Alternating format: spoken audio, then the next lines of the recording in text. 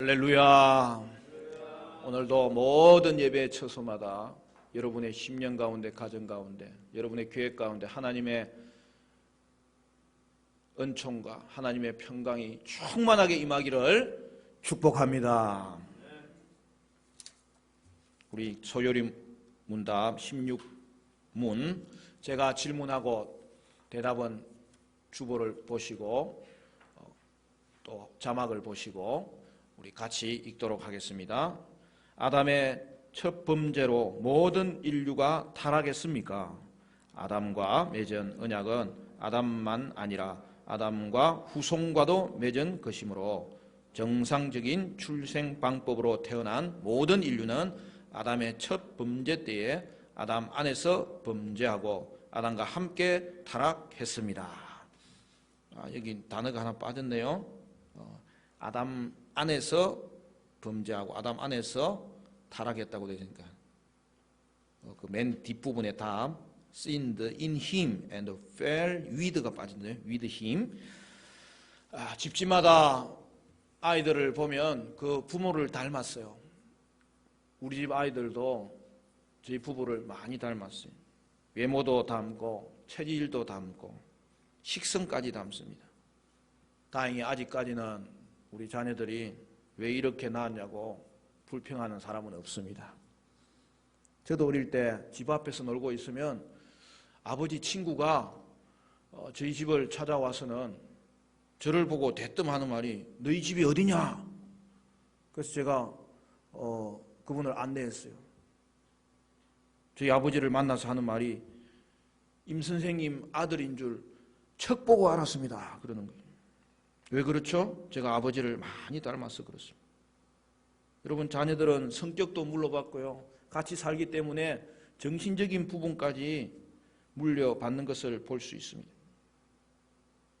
법적으로는 부모를 따라서 대한민국 국적도 물려받는 거죠. 여러분, 이것은 자신이 정하는 게 아니잖아요. 자연스럽게 물려받는 거죠. 그리고 그것을 우리는 당연하게 받아들이잖아요. 이는 부모와 자녀가 연결되어 있기 때문입니다. 우리의 첫 조상 아담도 마찬가지예요. 하나님은 아담과 행위의 언약을 맺으셨는데 아담이 범죄했을 때에 그 결과는 자연스럽게 모든 인류에게 전달되었다는 사실이죠.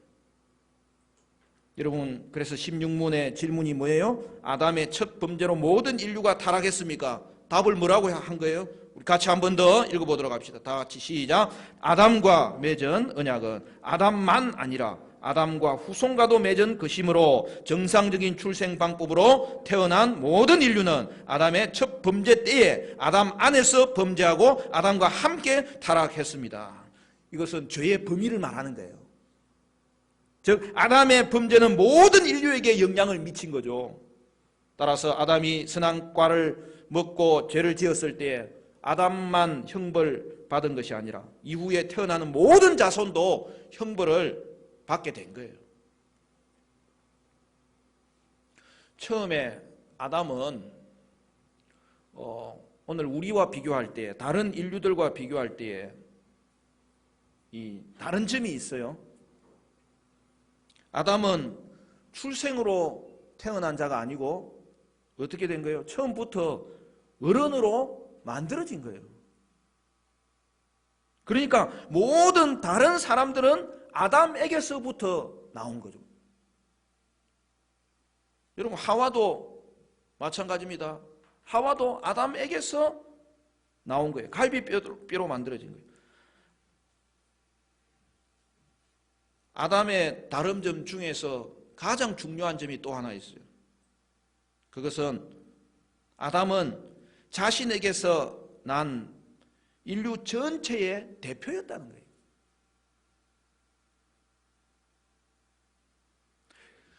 그것이 아담에게 있었던 독특한 정체성이에요.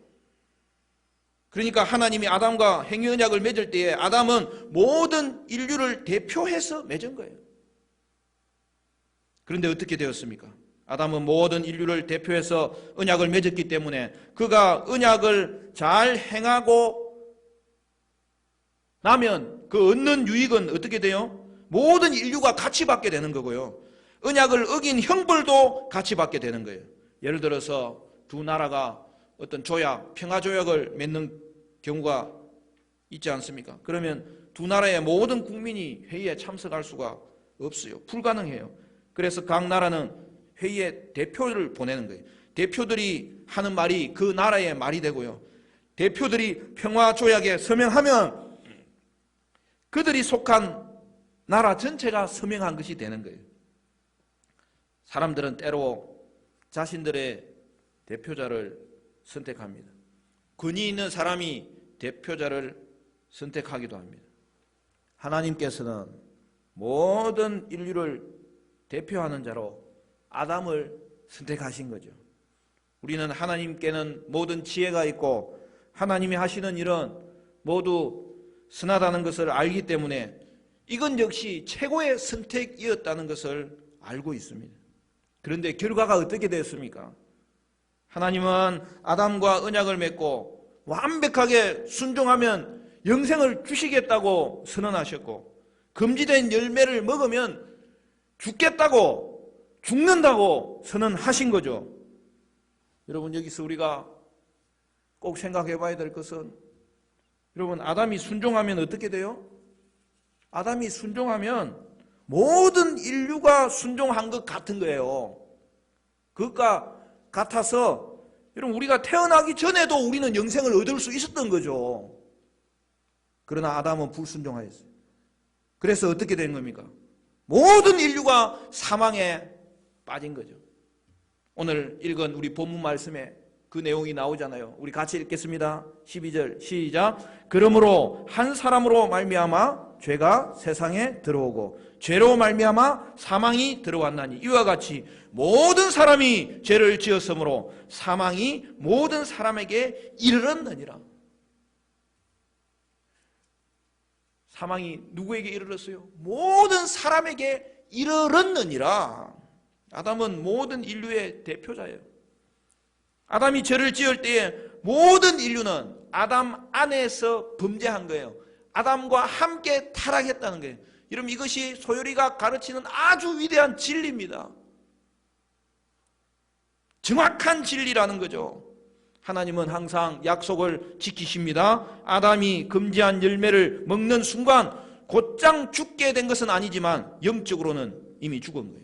아담은 더 이상 하나님 앞에서 의롭다고 인정받을 수 없고 하나님을 기쁘시게 할 수도 없었어요. 아담의 몸은 다가올 죽음을 준비하면서 약해지고 늙기 시작한 거죠. 아담의 불순종 때문에 생긴 모든 결과는 우리에게도 일어났습니다. 언제 말입니까? 우리가 태어나기 전에 일어났습니다. 우리는 이것을 뭐라고 이야기하는 거예요? 죄가 전가된 거죠. 그러므로 모든 사람은 죄를 가지고 태어나는 거예요. 우리도 죄를 가지고 태어났습니다. 오늘 소유리를 보면 또 다른 중요한 설명이 나오는데요. 여러분, 뭐라고 되어 있습니까? 그 대상이 누구라고요? 정상적인 출생 방법으로 태어난 모든 인류라고 했습니다. 이는 보통 출생을 말합니다. 이렇게 표현한 이유는 뭐냐? 보통 출생이 아닌 특별 출생으로 태어난 분이 있기 때문이죠. 그분이 누구예요? 예수 그리스도이십니다. 보통 출생으로 태어난 아담의 모든 후손들은 아담 안에서 범죄하고 아담과 함께 타락하였으므로 오늘 이 땅의 모든 인류에게는 사망이 이르렀습니다. 아니, 내가 죄를 지은 것도 아닌데 왜 아담의 죄가 나에게 영향을 미치는 것이냐고. 이 말씀 전할 때마다 여러분 마음속에 울컥울컥 다가오는 불평이 있을 수 있습니다. 하지만 분명한 사실 하나는 이것입니다. 아담 안에서 모든 인류가 죄를 범했다는 거예요. 여러분, 그것을 알 수 있는 길이 뭐예요? 그것을 우리가 어떻게 증명할 수 있어요? 인간이 모두 죽어요. 죽음은 죄에 대한 형벌로 주어지는 거예요. 죄가 없이는 여러분 죽음이 오지 않습니다. 죽음이라는 것은 죄가 있는 자리에 역사하지 죄가 없는 자리에서는 그 권세가 없는 거예요. 이것이 말씀이 정확하게 지적하는 부분이에요. 오늘 이 땅을 바라볼 때 이 땅이 구분되어야 될 정확한 그 진리의 내용이에요. 여러분, 죄는 그냥 조금 부족한 거 아니에요. 조금 약한 게 아니에요. 진화론에서는 계속 발전하기 때문에 발전한 것이 선이고 발전하지 못하면 악이에요. 그걸 죄라고 이야기하는 거예요. 그 말이 되지 않는 거예요.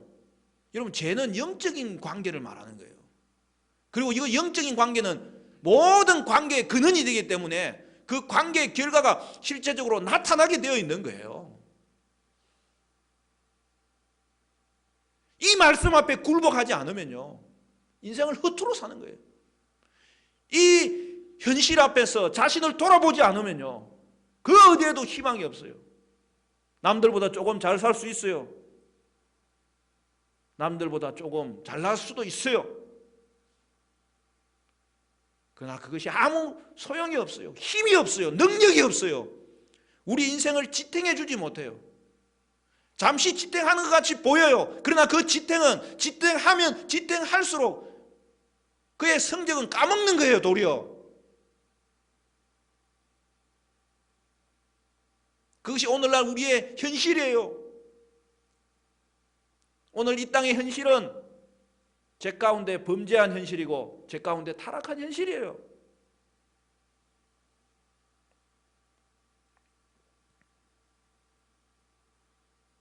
여러분, 인류는 모두 죽어요. 죄송한 말씀이지만 갓 태어난 아기도 죽어요. 왜 그렇게 되는 것입니까? 모든 인류가 죽는 것은 모든 인류가 죄인임을 보여주는 거예요.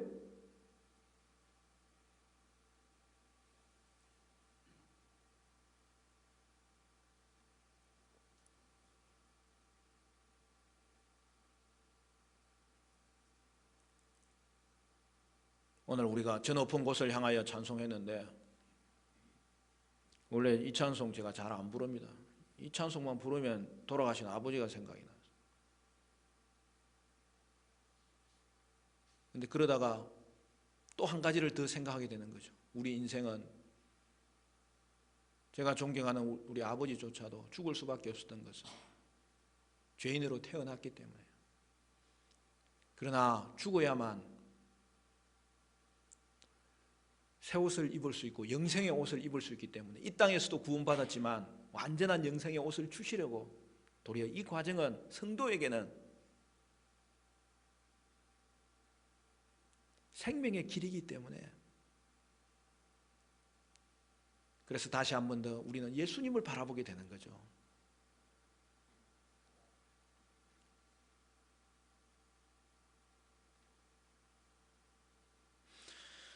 여러분, 이것은 나무와 같은 거예요. 여러분, 아담은 나무고 모든 인류는 거기에 달려있는 가지들이에요.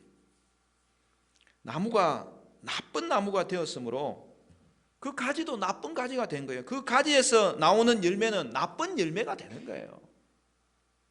예를 들어서 어떤 나무에서 열매를 따먹었다고 생각해 봅시다. 정말 예쁘고 탐스럽게 생겨서 맛있게 보여서 땄는데 먹어보니까 떫어서 더 이상 먹을 수가 없어요. 왜 그렇습니까? 그게 살구인 줄 알았더니 게살구였어요. 게살구 열매가 맺혀진 이유는 뭘까요? 그 나무가 게살구 나무였기 때문에 게살구 열매가 맺혀진 거죠. 게살구 나무에서는 쓸 수 없는 게살구 열매가 맺히는 거예요. 우리의 죄도 마찬가지입니다.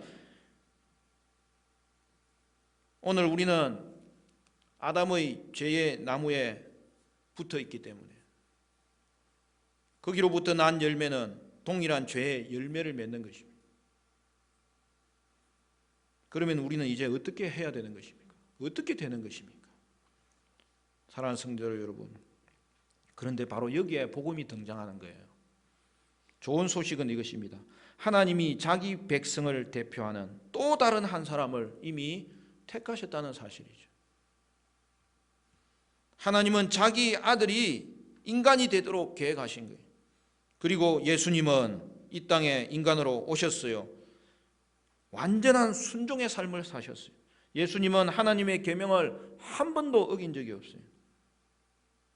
왜 그렇게 하셨을까요? 예수님은 믿는 모든 자를 대신하여 완벽한 순종의 삶을 사셨습니다. 하나님이 우리에게 예수 그리스도를 믿으라고 하시는 것은 우리를 하나님 앞에서 의롭게 할 수 있는 유일한 분이 예수님이기 때문에 그런 거예요. 우리가 예수님을 믿으면 우리 자신이 마치 예수님의 완벽한 순종을 살았던 것처럼 우리를 여겨주시는 거예요. 대신 받아주시는 거예요. 우리가 예수님을 믿어 예수님의 완전한 순종을 우리의 것으로 여긴다 하더라도 한 가지 문제는 해결해야 돼요. 그게 뭐예요? 우리가 지은 모든 죄는 어떻게 되는 거예요? 하나님은 거룩하시기 때문에 죄는 반드시 벌하셔야 됩니다. 이것이 예수님께서 자기 백성을 대신하여 행하신 또 하나의 위대한 일입니다. 우리 모두는 아담 안에서 죄를 지었으므로 죽을 수밖에 없었지만 예수님이 자기 백성을 대신하여 십자가에서 죽으심으로 돌아가신 거죠. 자기 백성이 죄 때문에 받아야 될 형벌을 예수님이 대신 받으신 것이죠. 그래서 모든 결과는 어떻게 되었습니까? 오늘 읽은 로마서 12장은 쭉쭉 이어지면서 마지막 결론 부분에 19절에 이렇게 이야기합니다. 한 사람이 순종하지 아니함으로 많은 사람이 죄인 된 것 같이 한 사람이 순종하심으로 많은 사람이 의인이 되리라. 한 사람 아담으로 말미암아 모든 인류가 죄를 범하였지만 한 사람 예수 그리스도로 말미암아 그에게 접붙임 받은 자는 그의 열매는 선한 열매가 될 것이요 생명의 열매가 될 것이요. 그리하여 여러분 자기 백성에게는 사망에서 생명으로 구원하는 놀라운 일이 벌어지는 것입니다.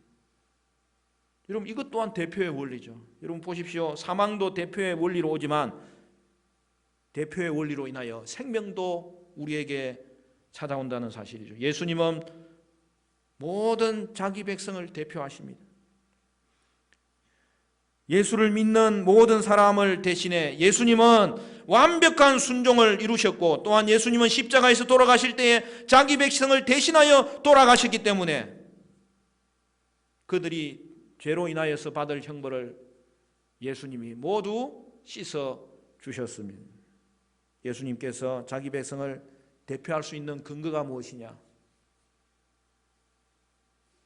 아담의 후손은 뭐라고 했어요? 보통 출생으로 태어난 죄인이지만 오직 한 분 다른 방법, 특별 출생으로 태어난 분이 있기 때문이죠. 그가 바로 예수님입니다.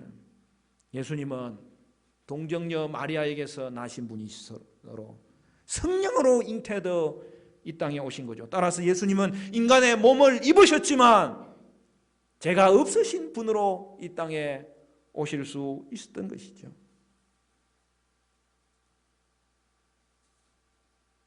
그래서 그의 성육신이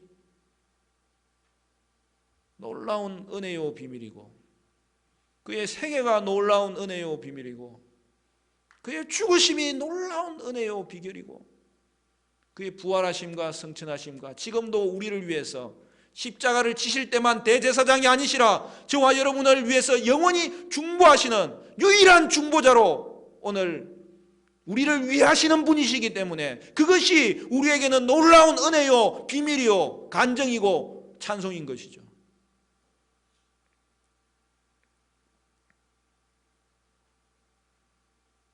그러므로 예수님은 제2의 아담이 되십니다.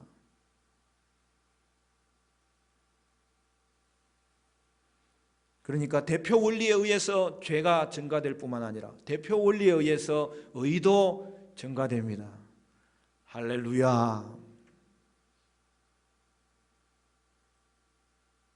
우리는 예수님을 믿음으로 자기 백성을 대신하여 죽으신 죄의 형벌에서 구원받을 수 있게 되었고, 자기 백성을 대신하여 행하신 그 의의 증가를 받아서 영생할 수 있게 된 것이죠.